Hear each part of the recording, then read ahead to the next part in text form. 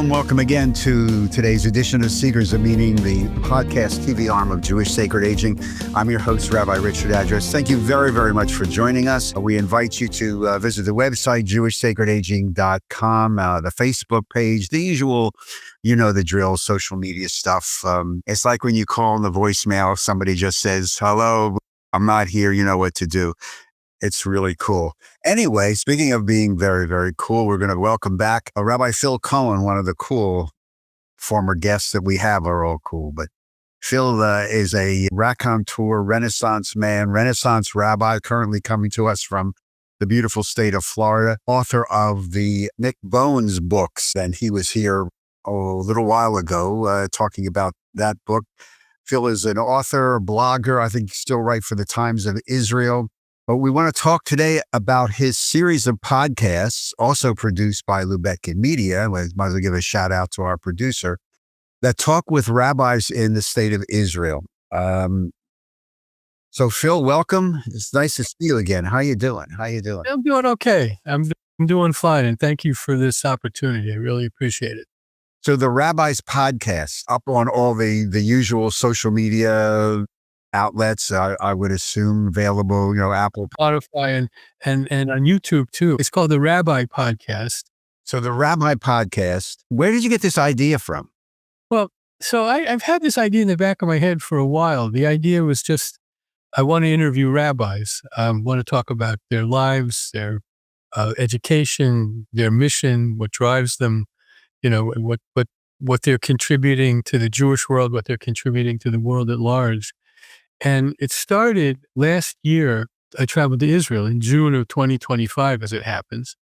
And I made maybe a dozen appointments to visit Israeli rabbis who had agreed to speak with me in person. I carry my trusty recorder around with me. And I got as far as north of Haifa. And then this thing broke out between Israel and Iran. And I wasn't able to go meet people in person. I met them in my Airbnb on Zoom, but I conducted 10 interviews nonetheless, only one live, but conducted 10 interviews.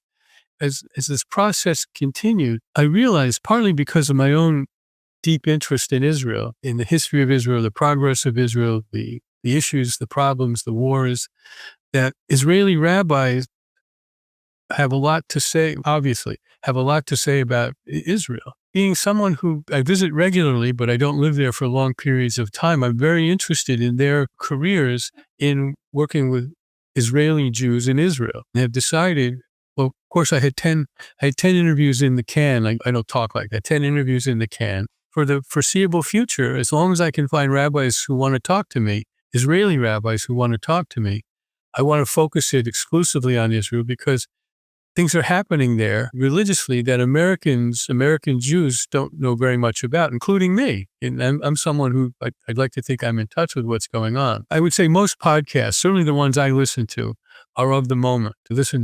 to a seeming infinitude of Jewish podcasts. A lot of them are about what's going on in Israel. And these last few years, of course, these have been really tumultuous.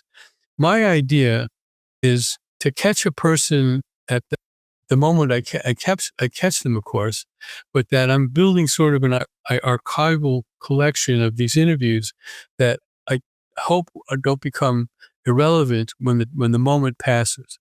I want them reflecting on the moment, reflecting on their lives, but also at the same time building a collection of thoughts about religious life in Israel, Jewish religious life in Israel in particular. So that this is something I want to say to people who might be interested in listening to the podcast.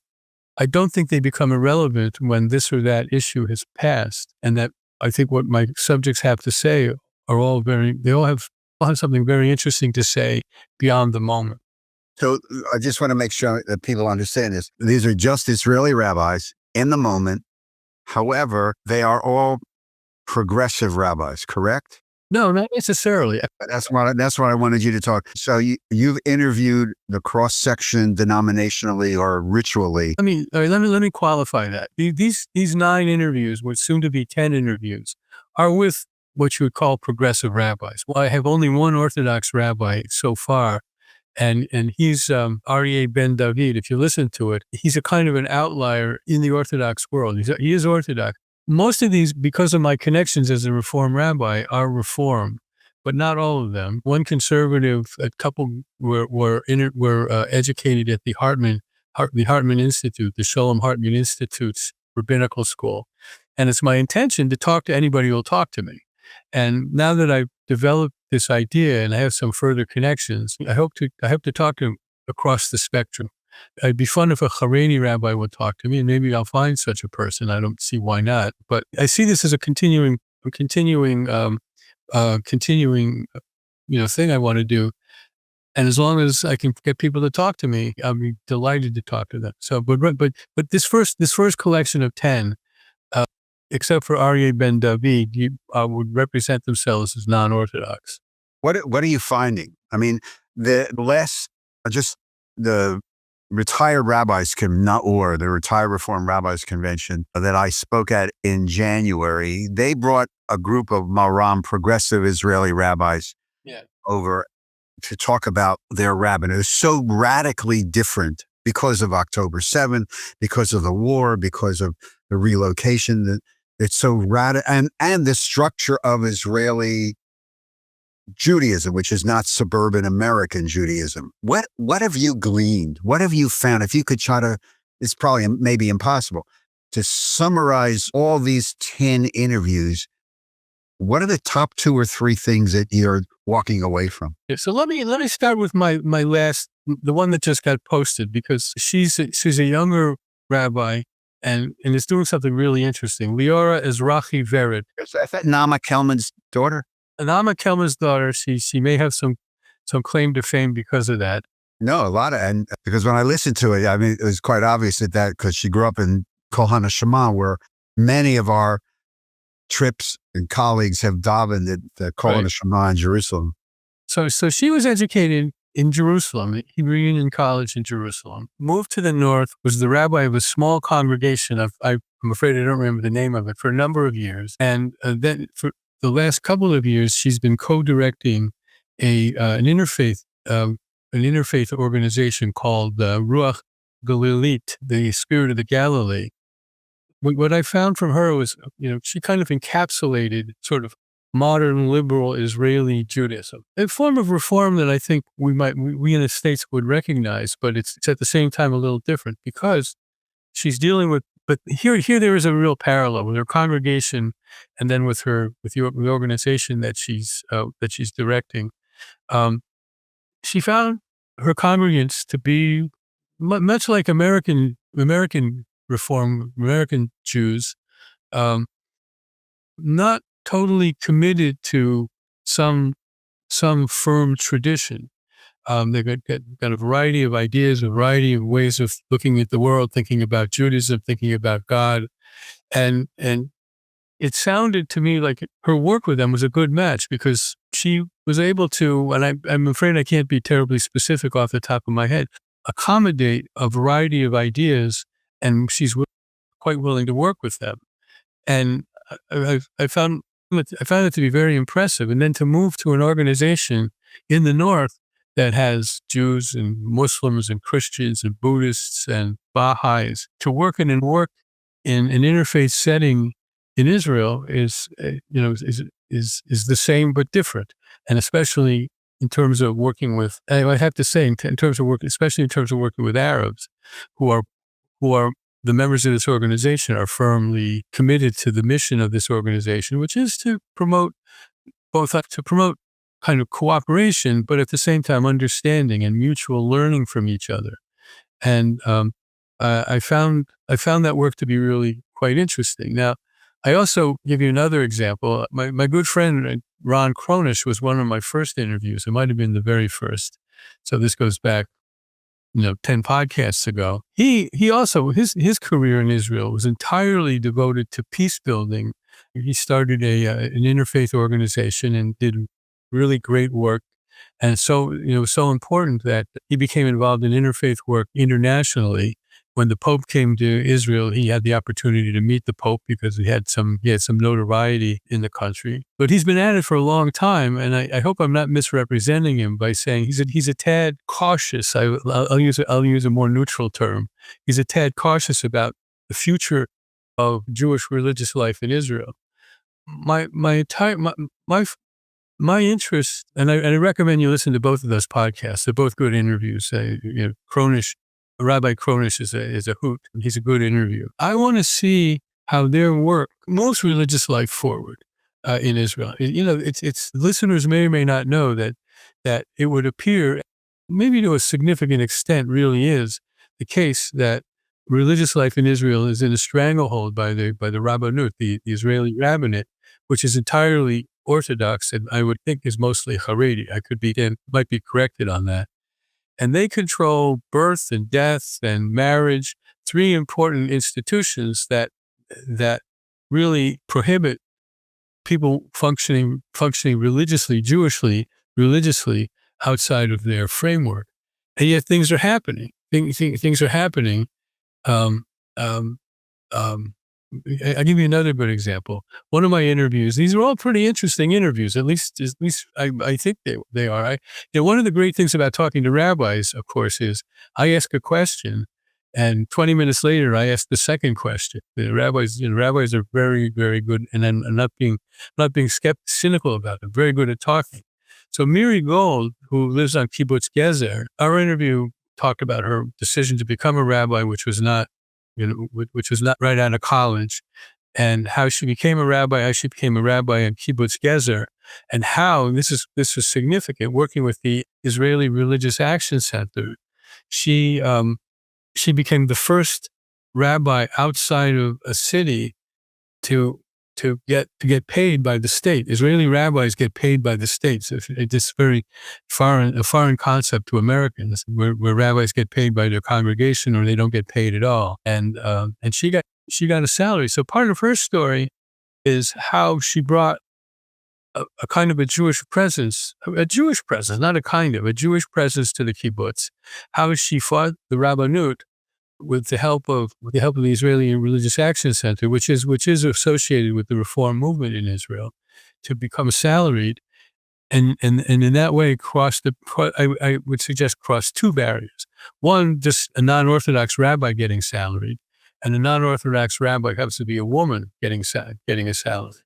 So and I guess four of my subjects, at least four, I'd have to look at the list to ascertain the exact number. At least four of my subjects were women, and talked to the woman of the rabbi who's the rabbi of Har El, the oldest Reform congregation in Israel, and Naama Kelman, as you said, and a couple of others. So in a sense, I'm also inadvertently pursuing not only what it's like to form practice in the state of Israel, but also in that capacity as a woman. So all of those things are to me are really interesting, and I hope I can continue to draw some listeners who might agree with that. But in any event, it's an educational process. I hope for the listener, and certainly for me. What's your take, Phil, on, because you've been involved with Israel your career, like you mentioned before, you've interviewed all these people, you've been back and forth. What's your take on the future of progressive Judaism in Israel? I mean, you are correct. I mean, the reality is Israel, one might describe it contemporarily as a theocracy because of the stranglehold of the Orthodox community on politics and procedures. Are you hopeful? I mean, they're ordaining, there are growth, the numbers of congregations seem to be growing. But the reality is, as you've alluded to, the traditional hold on the society. Are you hopeful for progressive Judaism? I think I can talk about this in a couple of different ways. First, both Masorti, conservative congregations, are growing. Reform congregations, I think, are growing at a much faster pace. There are three places that I'm aware of where one can be ordained as a rabbi in Israel. One is Hebrew Union College. The other is the Solomon Schechter Institute, I think it's called. Solomon Schechter something. And And then for some time, the Shalom Hartman Institute has also been ordaining rabbis in a pluralist, through a pluralist, not necessarily denominationally. People who graduate are not necessarily associated with a denomination. So that's not nothing. The Hebrew Union College, which in the United States is having its ups and downs and some serious downs, in Jerusalem, as far as I can tell, within the context of that program, is thriving. If I'm not mistaken, Leora, and I could be, but Leora was the 100th Reform rabbi to be ordained. And so they're well past 100 rabbis. I want to talk about that in a second. So you have, and I don't know the rate of ordinees from the Solomon Schechter Institute, but so there's people out there. Then you have an institution like the Israel Religious Action Center, which is indefatigably working toward religious equality in Israel, and with great success. It's a struggle, but with great success, they stand up against things. One case comes to mind of women on flights here and there being forced to leave their seat because a Haredi Jew can't sit next to a woman. That's an important case, but it's the least important of what they do.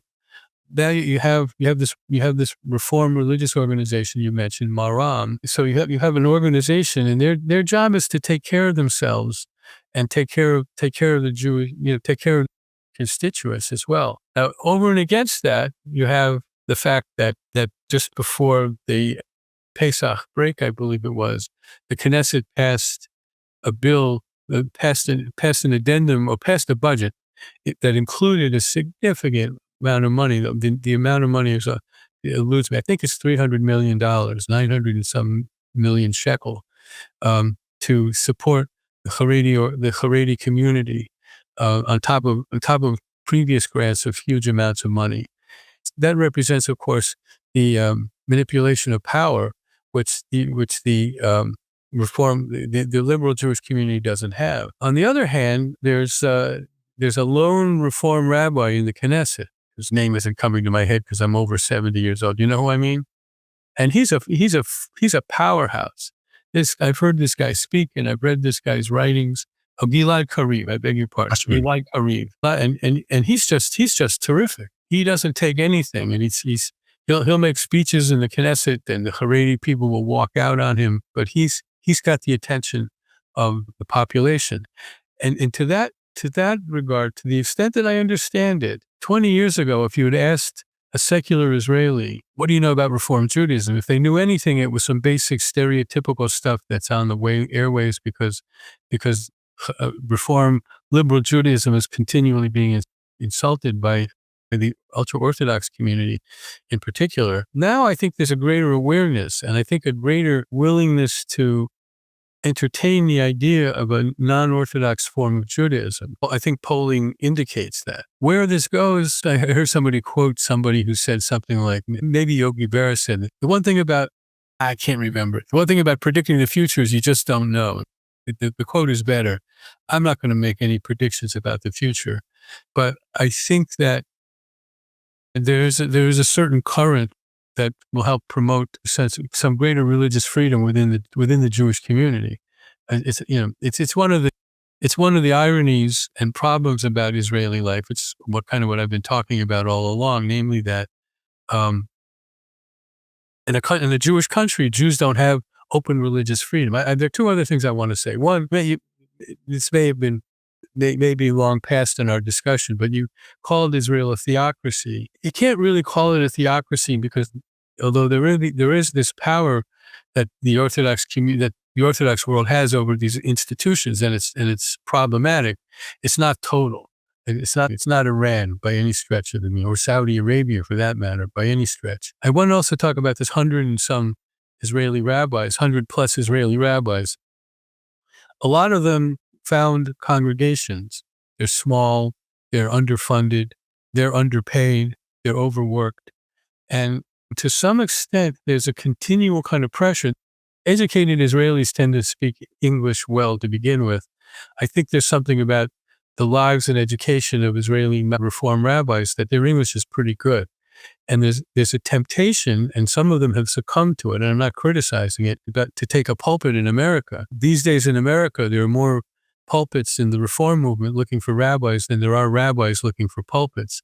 So there are a couple of Israeli rabbis who have come to the States to pick up their careers here. But in Israel, there's this large cohort of people, as I understand it, who are doing their own localized work wherever they find it, but also in some sense attempting to do this work that you initially questioned me about, namely trying to see ways in which you can get better freedom.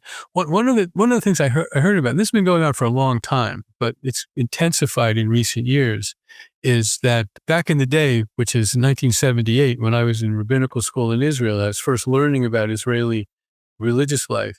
I heard that, to get married, you have to go to the Rabbanut and go through a process of essentially getting your marriage license, but includes a formal ceremony, marriage ceremony. But what people who were weren't happy with that situation would do, they would regrettably go through that process, but they would take it as if they were getting their marriage license in the States, and then go to a clergy, in this case a rabbi, a reform rabbi, a conservative rabbi, and have their real wedding at the hands of these rabbis. Now in Israel, there's an organization, name eludes me, Baruch Hashem, I could remember Gilad Kariv. There's an organization that many Israelis elect to work with that shows you how to get, if you get married, but not through the Rabbanut, you can nonetheless get all the rights of a married couple, and circumvent the Rabbanut altogether. And I don't know how many people take advantage of that system, but it's out there, and I know that many do. So there are kind of workarounds, but it's a long time. It's going to be a long time before anything like we can expect in the States exists in Israel. So before we run out of time, I got to ask you this final question. You've done all these interviews, you've done all these podcasts in recent times. What's been your impression of the impact of October 7th and the continuing war on all these colleagues? I can speak more broadly. There's a saying, and there's something I've heard quoted. There's something Israelis say about October 7th in terms of how they view foreign policy, working with the Palestinians, working with Hezbollah and Hamas and so forth. And that is that certain actions that the government takes that might have been disagreeable before October 7th. They'll say that was before October 7th. You should behave this way or that way. Well, that was before October 7th. There's a sense that there's been a kind of a regrouping in Israel. But I think this is generally pretty well known, and it's unfortunate. Israel's shown itself to be, the one adjective applied over and over again is resilient. But that resilience, I think, really manifests itself in a powerful, strong Israeli identity that is not willing to give in to external pressures. It's a problem. If I worry about anything, and I'm not alone, I worry about I worry about the future in terms of the North, the South, Iran, Europe, the EU rather. But there's a tremendous internal strength among Israelis, and that comes out in these interviews as well. These people are very, very strong men and women. So the podcast again, Phil, is what? The Rabbi Podcast. You can go to my website, which is Phil M as in Martin, philmcohen.com, and you'll see some stuff and a link to the podcast. And I'd be delighted if people would give a listen. So the Rabbi Podcast, philmcohen.com. Phil, thank you very much for joining us, and good luck and continued good luck with the podcast and all your pulpit work and your writing and keeping busy. So thank you very, very much. Thank you. Thank you very much. To all of you, thank you for joining us on today's edition of Seekers of Meaning, the podcast TV arm of Jewish Sacred Aging. We do appreciate your time. and joining us. And please visit the website, jewishsacredaging.com. If you'd like to support our work, there's a very conveniently located donate button. Just click on it, follow the prompts. It's really cool. Seekers of Meaning is produced at the Broadcast Center of Lubetkin Media Companies in magnificent Cherry Hill, New Jersey. And a big shout out to our producer, Steve Lubetkin. Thank you very, very much for joining us. We do appreciate your time. Keep in touch. Just if you wish to keep in touch or make a suggestion, please email me at rabbiaddress@jewishsacredaging.com. Until we see each other again, please take care of yourself, stay healthy, but most of all, especially now, be kind to one another. Shalom.